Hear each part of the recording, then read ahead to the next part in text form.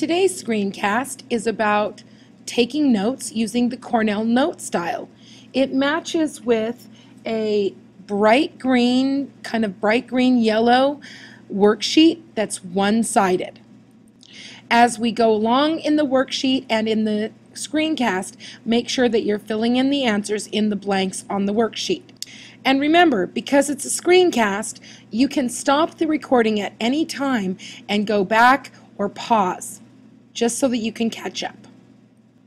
The template on the worksheet represents often what we will do with our notes, where we have information in the right-hand side and questions or details in the left. When we do notes in my class, we definitely will use Cornell Notes style. We won't always have a fill-in-the-blank template. So occasionally you'll have to write your own notes and figure out what questions go in the left side and what work goes in the right. Now, how do we do Cornell Notes? And what's the reason for taking notes? So it stimulates critical thinking for students.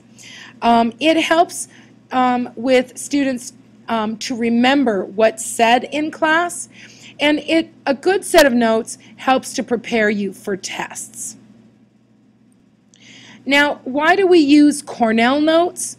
Well, Cornell Notes come from the University of Cornell, and the history of it is that there was a professor and a group of professors that figured out that students were having a hard time, law students were having a hard time remembering from class to the tests.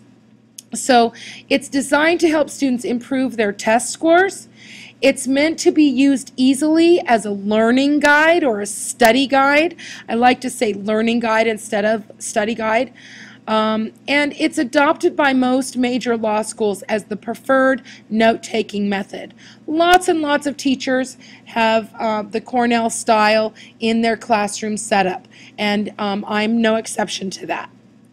So moving on, this is how you set up the Cornell Notes. You need to make sure that your title and your heading goes in the upper right-hand corner, and that right in here. And that notes go below the top line in sections. In the right-hand column, right in this area. The left margin is used for questions, keywords, and subtitles.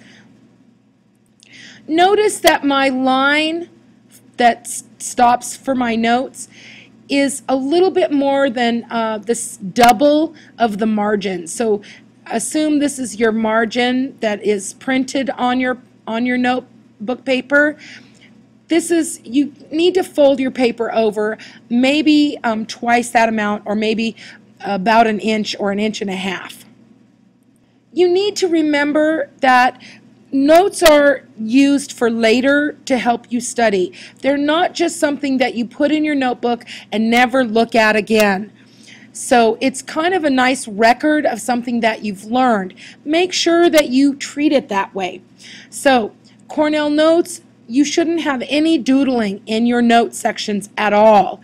Leave the doodling for other pieces of blank paper, or maybe up in the corners or something like that. But doodling becomes a distraction, and remember the purpose of the notes. It's for studying, and you don't want to be distracted when you're studying. Leave a lot of space for adding information later. One trick that I have found that works very well if you don't have space is to use sticky notes and write more notes on your sticky notes and then stick them to your paper.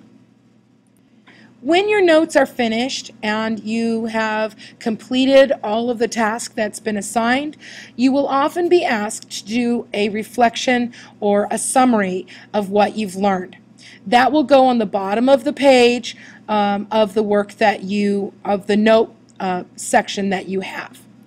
At the bottom of your yellow page, it talks about the basic summary of the notes, why the information is important, how it applies to prior information you've learned, and then if you have thinking questions, you need to make sure and answer those questions that are associated with the notes. Remember, if you need the PowerPoint slides, you can look on School Loop and download the PDF form that has the